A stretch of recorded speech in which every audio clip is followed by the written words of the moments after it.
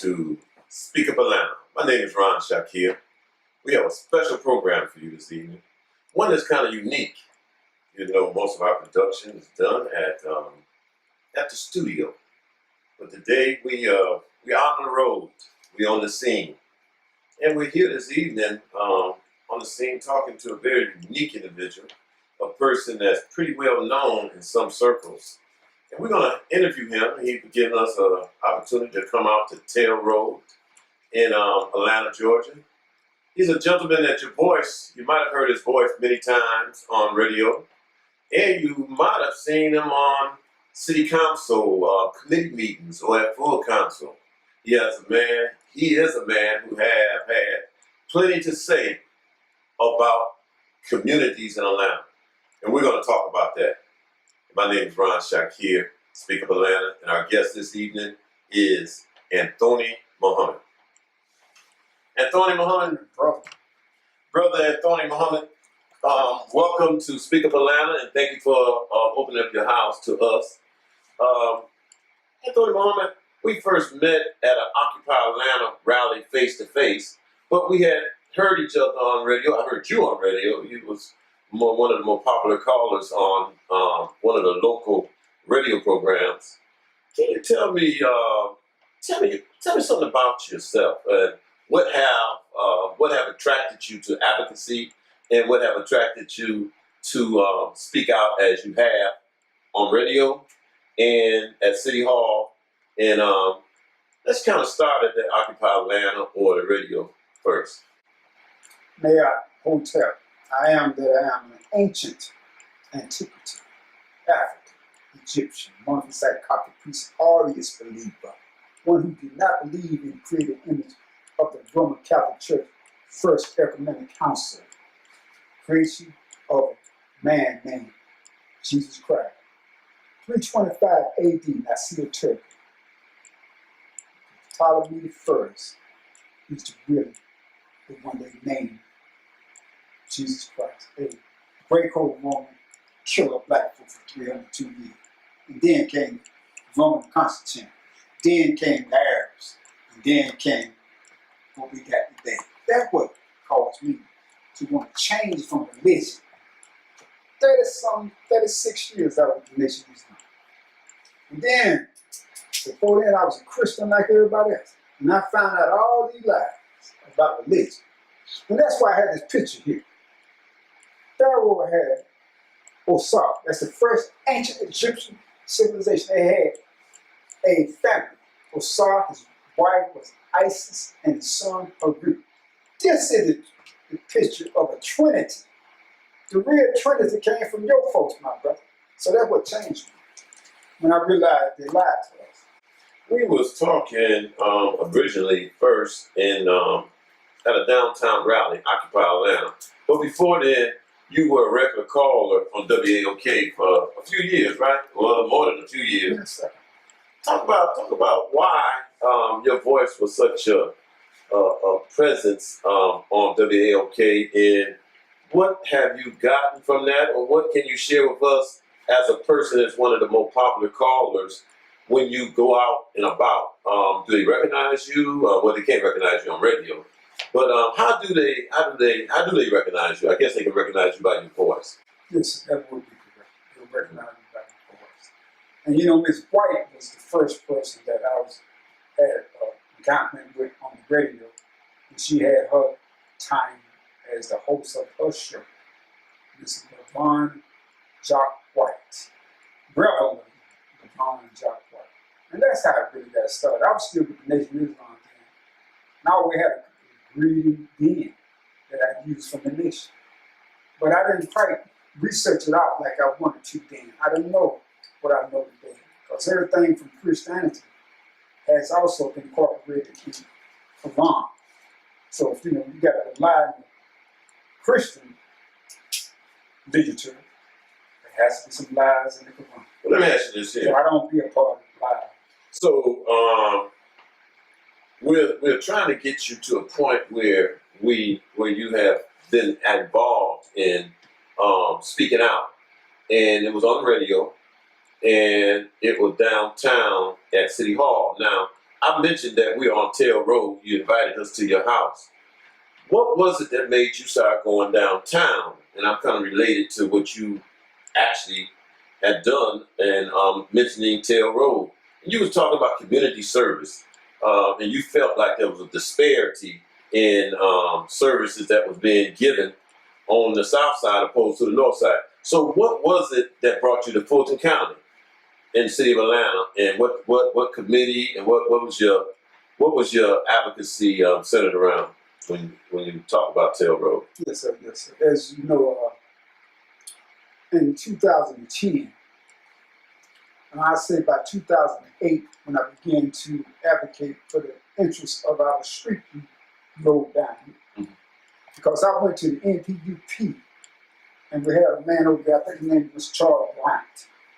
I told him, we need to get somebody to do something about this road. They tell me this road been like this ever since I moved over here. I moved over here 20 years prior to 2007, 2008, when I started advocating about this problem with the road. But I went to the NPU. I went to the neighborhood planning unit they had suggested. He told me, well, we'll get it done. We got it on the agenda. Don't worry about it. I never went back to the NPUP meeting for nothing. So I started advocating directly in the City Hall, councilman, full council. Then I found out that they had an oversight committee that would have more purview over my interests in transportation utility committees. And so that's what I done. I was just passionate about it. I was straight with no chase. So you was asking for a particular service, and can you tell us something about your street? That's what it was literally dirt. It was on dirt with a ditch out there. When it rained, like a swimming pool out here. Because we on the last street before you get to Butler Road. You take Butler Road going southwest across Camp Creek, and you get into the have more black folk neighborhood. Okay, so this was part on the not too far from here is the South Fulton, where they just kind of annexed from City of Atlanta, pretty much, right? Yes, part of that street on the other side. Camp Creek. The Camp Yeah, but Creek. it's actually Tail Road, and it's a divide. The city has control where the house and in the middle of the street, and on the other side of the street is Fulton County. Anthony, So I'm right at the edge of it. Anthony, you advocated for to have your road paved. You advocated to have your road beautified. It took some time, but unlike a lot of crimes that have happened that you have seen in South Atlanta, you got results. What do you contribute those results to? I couldn't address the truth. It is true that we should have justice for our members of the street, to have service like they got in other parts of the city. Most of North Atlanta and Northwest Atlanta, they don't have problems like you find most of in the Southwest. Even in Ben Hill. Ben Hill is one of the most economic empowered NPU environments for black folk than most other environments in the city for black folk. So I figure if they're going to start here and not do that work, somebody should advocate for it. But that's what really inspired me to stay focused. So what I saw when I was going out of town and down to advocate for my street, I saw other things not being satisfied for the benefit of the majority of people that live in the city. And most of the least of those economically, I saw they were really not getting services. So I said, I'm gonna have to start advocating for them too. Because I can't have for myself, not have for my brother and sister. Let me ask you this. You would constantly speak of prioritizing, and that you saw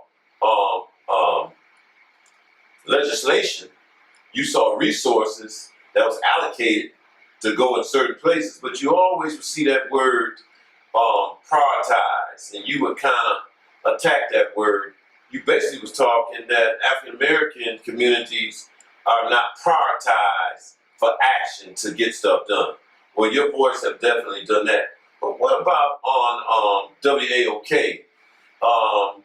You didn't have that, well, AM station. I didn't mean to say WAOK, but that's fine. You know, it is WAOK, and we can speak out. We can speak the truth on that. But there were not you did not advocate for Tail Road on WAOK. What you did, you mostly talked about the results that you got because of your advocacy. And you made reference to sometimes when the conversation get hot on WAOK that you must think that I just fell off a pecan truck. Where did you come from? And tell us a little something about that and how did you get to Atlanta and in between that road, how did you come this voice? And when did that start, that voice? Well, the voice have always been here with me. I didn't realize what was the influence and power behind that will for me to speak up. I always had that interest even when I was in high school, even in Navy, even in college. High school, now name that city or? Well, I'm from Thomasonville, about 60 miles from here. And I was in a segregated area like everybody else. I went to a segregated school. I went to the systems where we had school books that was always, the white people had it before we had it. I had all those things. I went to the church where everybody talked about the Christ, and you see people yelling and screaming. I can understand the fellowship. Let's stay right there for a minute. Yeah, when I was 10 years old, I was with my mother. We was going downtown where I lived. They had a Maxwell 5 to 10 cent store. And I was walking on the sidewalk in the store, the shaft of the store, of the city named Shaft. He said, niggas don't walk on the sidewalk. He actually said that to you. He said, niggas don't walk on the sidewalk. So right then, I knew something about that one way. My mom just pulled me and went on in the store. So that, I said, I'm 64, so that's back in the East, early 60s.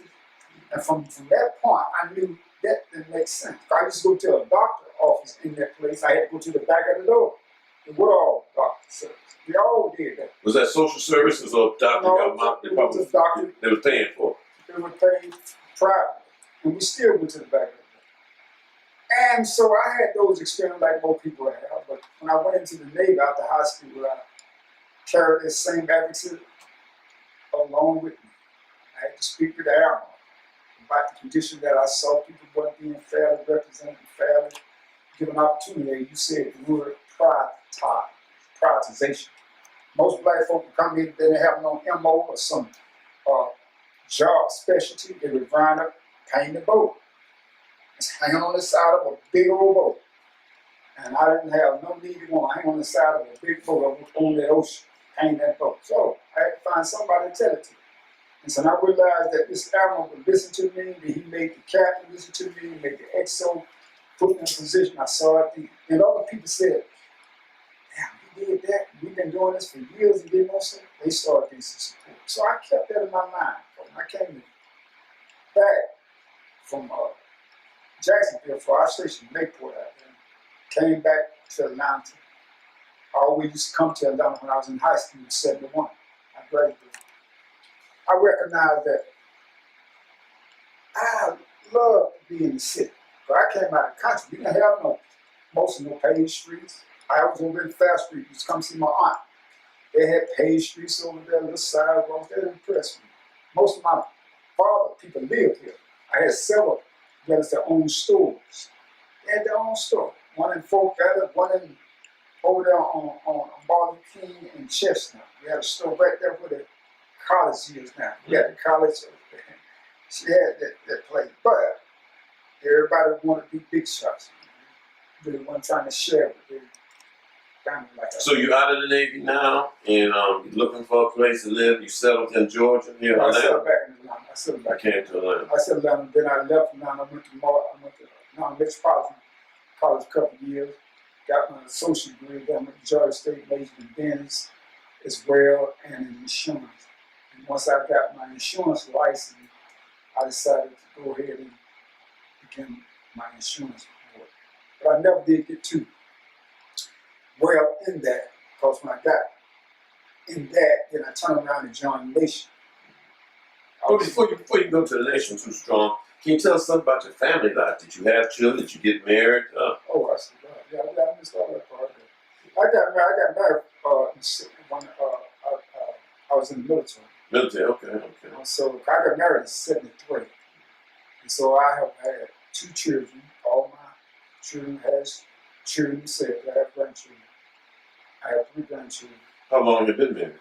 Huh? How long have you been married? Well, I got married in '73, so you can subtract You Okay. probably figure out the answer. I can figure that I out. think it's 43 years. Yeah. Actually, 44 this year.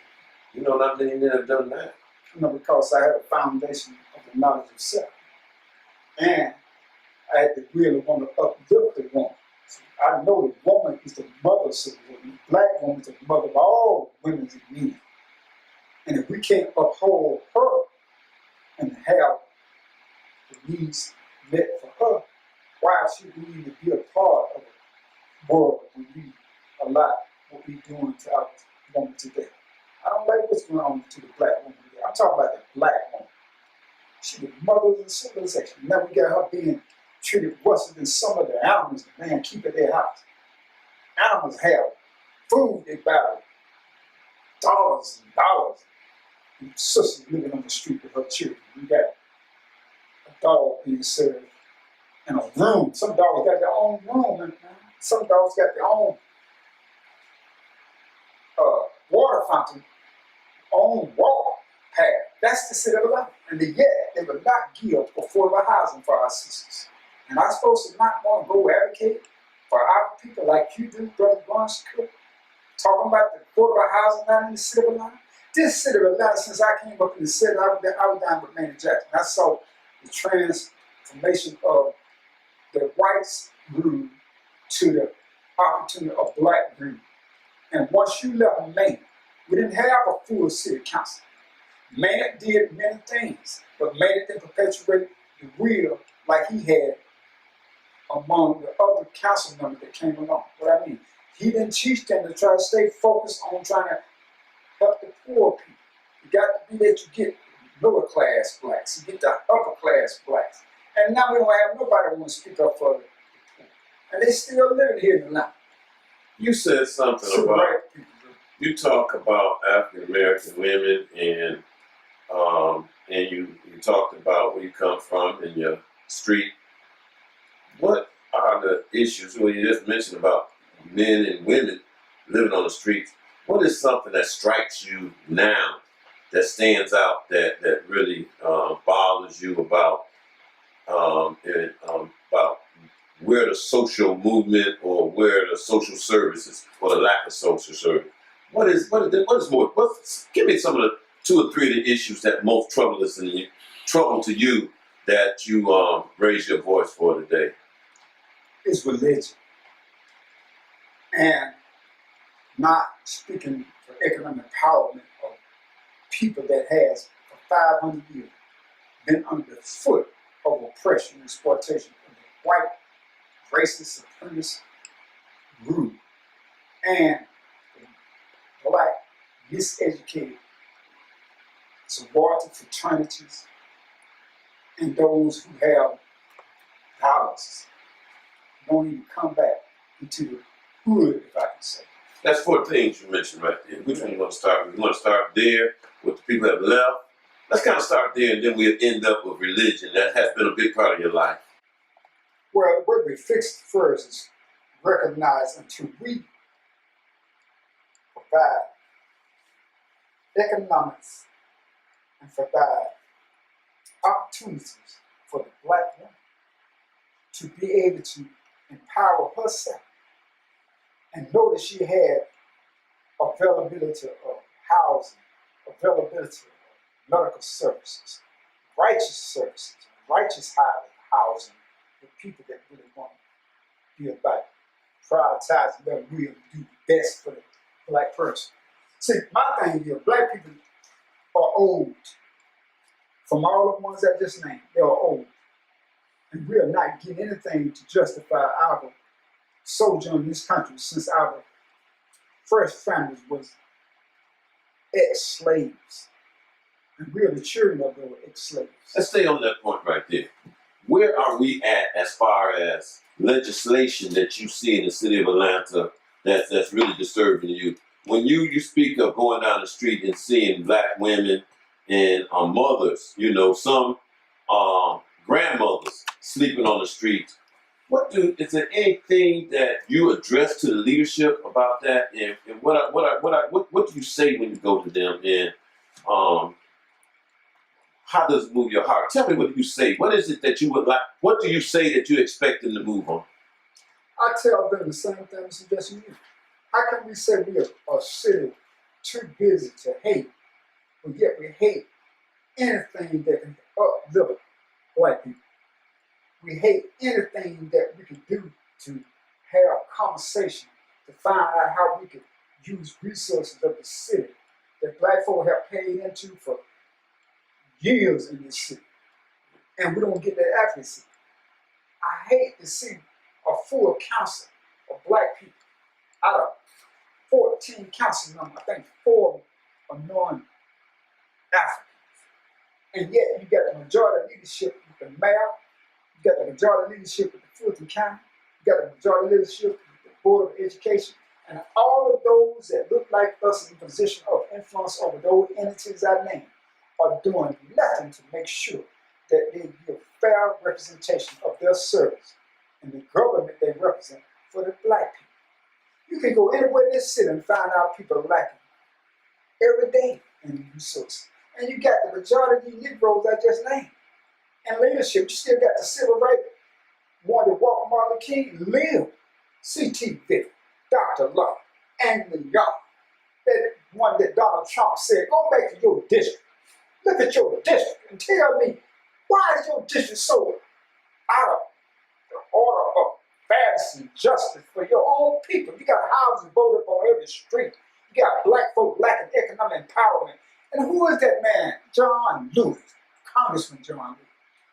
When I hear people talk about these people as though they are somebody that came out of the sky with Jesus y'all talking about, and they are not doing anything to uplift their own people in their own community.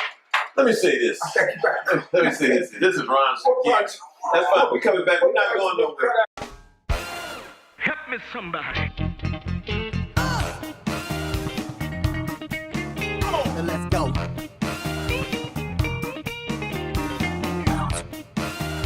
Now, Brother Anthony, you talk about misrepresentation or lack of representation.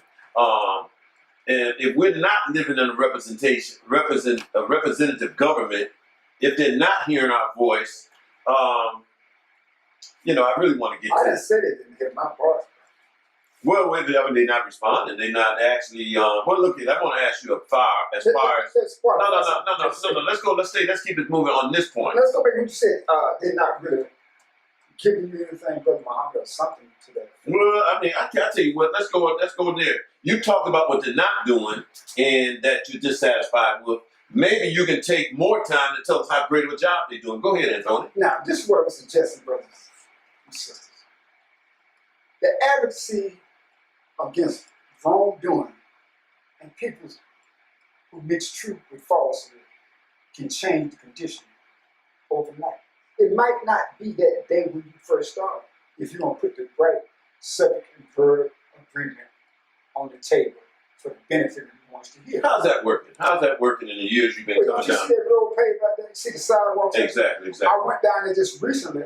I have told them I want this Butler Road, I want County Line Road. They always say Camerton. And there's several more roads, Wadswell Road, Blanton Road. Now, since you paid mine, I want to make sure that those, we got several thoroughfares here that haven't did no work in 25 to 30 years, the ones I just named.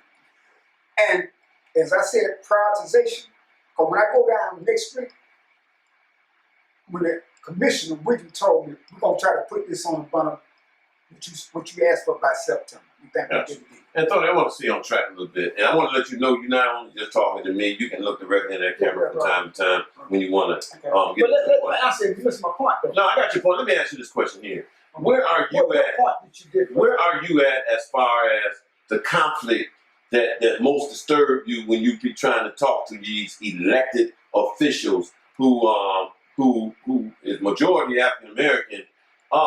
There have been changes. What is some of the disturbing changes or some of the things about you? And I know you speak of it. I'm just going to talk about the lack of engagement, and then the fact of having well, let's deal with that, the lack of engagement, this time limit that you get that go through. You want to speak on that, or you want to keep it moving to something else? Okay, so you want to say anything about the time factor? No, I'll bring it up. Now, I need to talk about the time of public speaking. Yeah. They give us for 2 minutes, 3 minutes, or 5 minutes. Sometimes you just get more.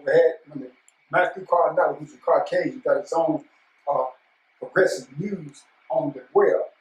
He has written many articles and written many things on his news on the internet, speaking back to things you're saying. They don't give fair representation to the public when they come and speak on the issue that I just spoke about. This is a Caucasian man. Why? Because you got a majority of black people that have gave their allegiance to whoever want to give them access to opportunities and more access to resources. So it's just like the house Negro and the field Negro. You got them house Negroes that during the bidding of the Caucasian and black folks still are suffering. You got a church we go to called Concerned Black Clergy. We need to make sure people recognize that. I've been on about 4 years, and the same problem I have with those people at City Hall, Fulton County, Board of Education, the same we have here. You got a brother named Jim Robinson. How we talk about vote. We should have some kind of accountability of what we're going to do, how we're going to speak up for people. We don't get no recognition over there either. Do you think things are getting worse than that? Because I remember when one guy was being nominated to a committee, and he was an ex-Navy captain or general, and you asked him some questions. That was the last day that we were able to ask questions to a nominee, and it was a new hiree at Cassine Reed's office, and it seemed like she had worked behind the scenes. Miss Melanex, I believe that's her name. Have we seen? Are you seeing less and less engagement? Let's move it on another way. I think you get that. What about something you talk about all the time? Would you like to say that? Now, you're not on no time clock now. This is Eyes on You, Speak Up Atlanta. Can you speak on what is it like for you when you see people not showing up? And speak to the people who have it's been 2 or 3 people who show up. And at times you would actually turn around at full council and say, wow, look at all these people who came here. Why don't y'all come up and speak up in y'all committees as far as your community? You want to cry out on that at all? Yeah, so like I said earlier about sororities, the fraternities, and those black people of have and have more, they have an interest to not allow the council people to advocate for the ones that I said are the socially unempowered people in neighborhood, the poor black people. We in this city of Atlanta have chosen not to find resources to help our own people, and we have the resources. Look what Mayor Reed did over there in Vine City, English Avenue. We had $80 million to go over there and empower that environment. He took that money and built that Porsche factory that got there in Hayfield. He took about 20 to 15 million of that 80 and gave it to the Civil Rights Museum they just built. Oh, more than that. Much more than that. But I'm breaking it down statistically. They brought that from the ground. They built that from the ground. But now, it's several things that caused that money to be evaporated. That's just $80 million that should have went in Vine City. What is Vine City English Avenue? That's a lower economic empowered area over there where Ava Maver live at. And yet, the advocacy for those people are not even coming from Ava Maver. And let's not stop right there. Let's go back with what's happening with the houses in Atlanta. You got, like the President Donald Trump said, not only in District 5 of Mr. Young, you got an area district. I guess District 5 would be inclusive of the whole Southwest area. I mean, pretty much. Not all. Now, with that, you don't even have people in this city that used to be here when I came up here and began to go to school. And even when we had Mr. Young as the mayor, and now we got Mr. Campbell, he came along, right? You had Ms. Franklin come along. When those administrations came, that's when I began to see the divesting of the interest of supporting black housing in the housing projects. And when Ms. Franklin claimed they really got rid of all of them, Mr. Reed came after her, and ain't none of them left no more. They said over 100,000 people who was lower economic empowered people had to find them another place to live. And then now you had them 100,000, it's 120,000 people in South Fulton. These are people that are economic empowered. 90,000 are literally black. They advocated for years to the city and Fulton County to do more for them, give them more service as they saw it going to the north side. Didn't nobody down there listen. Them folk didn't just jump up overnight and the last year decide they want to leave Atlanta. It took years for them to say enough is enough. But I don't want to do it like that. I came to Atlanta because this was a place in Georgia that all black folk that ever lived in 127 counties in Georgia said, let me get to the city. Let me get up there where the black folks said. And we got up there now, we got these hot Negroes running the store with religious people patting them on the back while they get them some money. I can't tolerate that. You know, Anthony, I've been on with Comcast People TV now about 6, 7, 8 seasons. I don't know what that means in years. I mean, a lot longer than that, bro. Yeah, I think it's been longer than that also. But I know you long before you went to the exactly. But let me say this here as far as being downtown together. Do you remember when Michael Bond was having a discussion and he was asking one of the planners or manufacturers about the streetcar?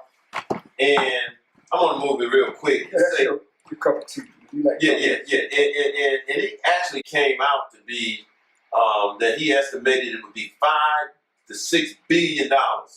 You know what came to me when I estimated, I calculated what is $1 billion? $1 billion is 1,000 $1 million. Or how many dollars on $1 million? Hold up a second. Now, hold up $1 million to the million. But let me say this here. Now check this out. Just think if we had $1 million as advocates to be able to staff and to be able to aim at committees and come to these particular committees at 3 and 4 to follow the legislation, to publicize the legislation.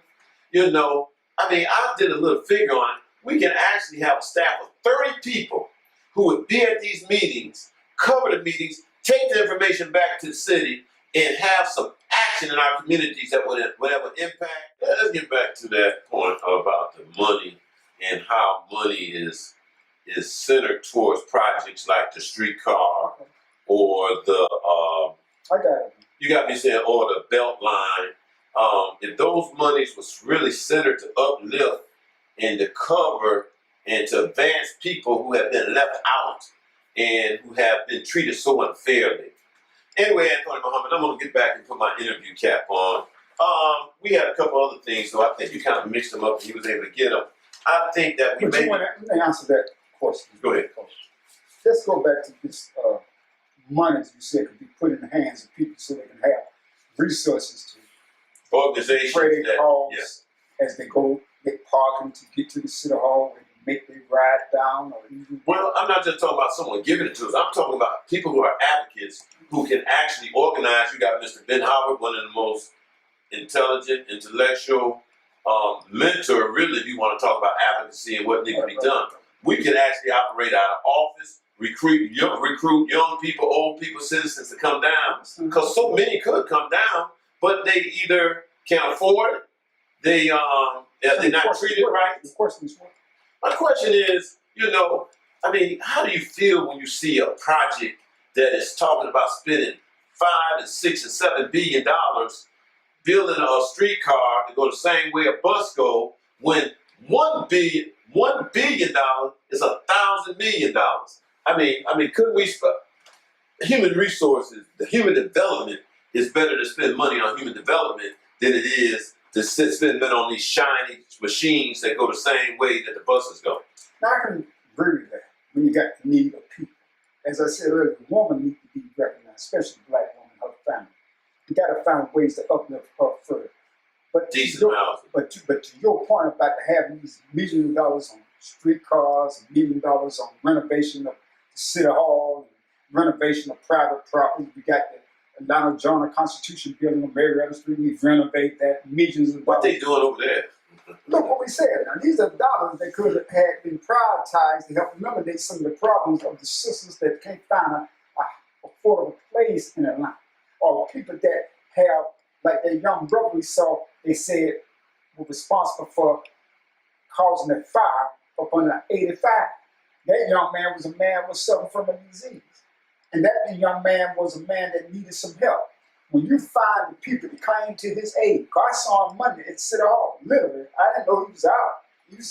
This past month? Monday at He was City there? Hall. He was in City Hall, and I spoke to him and hugged him. I said, "Man, it's good to see you, bro." Now, how you saw the people came to his aid, got on the news. Yes. That's the same way we should have the advocacy of people going to try to help those women and children first. That's living on the bridges in the streets now. Now, as we're in the line. But Right. the problem is, we don't do that. We are people that are not proactive. We react. And being reactive to a situation don't do nothing but help that particular problem. But what you gonna do tomorrow? There are other people subject to the same thing. We should have a group of people always working to try to find ways to eliminate the problems that the people are facing, what we're talking about. And you got people that could be put in that position. But we don't choose to charge those folks in position of influence to do that. Why I say influence? Because the Caucasian one gave us this order. We choose your leaders. We didn't select these leaders they gave us. They was 501c3. You get your donation, you keep your mouth shut. And tell me they believe in some creator. They were selected. If you selected and then you are not doing the will of that which you represent, somebody should hold them out. That's what I do. I try to call them out. I don't have no need for people to say they do and love us and don't show what you just said, some resources, show how we can go find somebody to direct us to the resources. Okay, Anthony Muhammad, it's been a pleasure here talking to you. Wonderful. But I do want to ask Y'all got a check for me too? yeah, we're going to check your attitude. Let me ask you something, Anthony. Could you kind of wrap up a little bit about what really you would like to see Atlanta and the leadership in the election year? And I don't know if you want to go anywhere into, because some people have been asking, that's one reason we knocked on your door, that you have not been heard on the air lately. And you're welcome to, there's other media out there, you know, it's internet. There's a lot of mediums out there. Do you want to go in that a little bit? Yeah, I'll show that. Okay. Shoot him on that. Yeah, we talking. You want to talk about it? Go ahead. I'm going to just what happened with WOK is, like I said, when I started studying the ecumenical councils of the Roman Catholic Church, all you have to do is go and look up the ecumenical councils of the Roman Catholic Church, started with number 1 Nicaea Church in 325 AD.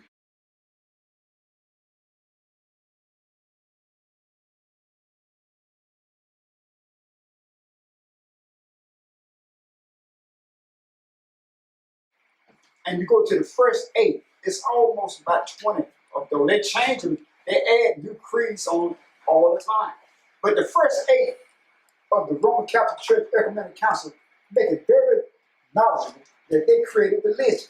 They created all the characters in the scriptures of the Bible. Not one person from Abraham to Revelation, John the Baptist existed. Not one. And they tell you in those ecumenical councils that we created this. Why? Because when they came to Egypt and invaded that continent, 332 BC, they saw the power and influence of black people. And this is what inspired me today. And we didn't put no people about no book, man. We had the sun. The sun give out light codes, I'm finding out today. And our ancestors know telepathy. They would create ideograms and put it on a pyramid to show you or say in that ideogram what they were thinking. And the people could look at that picture and figure out and then pass it on. The law of attraction in the community. We didn't have no jails. We didn't have no homeless people. We didn't have no people that were bipolar. We didn't have no genetic modified organisms. We didn't have no miseducated Negroes talking about how well they love this Western ideology. I only say, be right. It's just like coffee. I introduce you. If you take some black coffee, Colombian coffee, 100% black, and take a syringe and get you a milk and put it in that syringe, and take one drop of that milk and let it go in that coffee would not be 100% black. That's what they did with religion. They got us so unknowledgeable of self, and we don't even want to go and check it out because we're scared we might not be accepted by Massa and all the other ones of fraternities and sororities. That's what I'm saying has caused us. And this ain't me talking. You have a girl named Steve Copeland. Steve Copeland said himself in his writings that I have read about the battlefield, you know, confusion on the battlefield. It's all about us not knowing the knowledge of self. Don't Elijah Muhammad. I give him credit when he tried to resurrect us with the idea of Islam. But back in the 60s, we were more willing to join on because we were looking for something. We were looking for something even in the church. Anything to help us get away from this oppression direct of the Caucasian. But now you got the black folks oppressing us. Look how they're going on the radio talking about the President Donald Trump. I mean, why are we going to worry about what they have with Donald Trump? We haven't had Donald Trump for 500 some years. Why don't we worry about how to use our will and represent ourselves and speak up for our people? That's my cry. Speak up for your people. Don't be so an illusion that you're an American. We want to be American now. I never known this country to say we was American. If you go to the Constitution, they tell you, ain't no blood of a black person can be white and be American. Hey, y'all, hold up.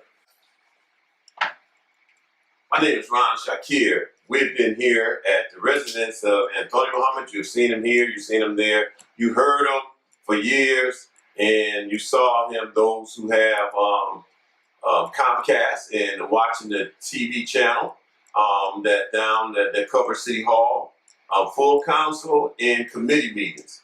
And one thing that I want to say that Anthoney Muhammad says quite often, and he asks this question, why won't y'all come on down? You know what I'm saying? He turns around at concerned black clergy and say, why won't y'all come on down? You know what I'm saying? You come down for this, you come down for that. Come on down and stand up for your people. Get something done for your people. Those are some of the cries of Anthoney Muhammad, and I join him on those cries every week on Speak Up Atlanta. Please tune in, find out what's going on in your city. I have an advocacy, I have a passion to cover what's going on in downtown Atlanta at the city council. I have a passion to cover what's going on in our education, and you can see that on People TV and other mediums. And the medium is really changing and expanding today. So once again, thank you for tuning in. See you down the road, and remember, get involved, stand up, your voice matters. You can get something done. And we're in an election year, y'all. We have a better opportunity to really push and select from our community people who would listen to us and represent fairly what's good for the whole Atlanta and not just one Atlanta. Ron Shakir. Help me somebody. Now let's go.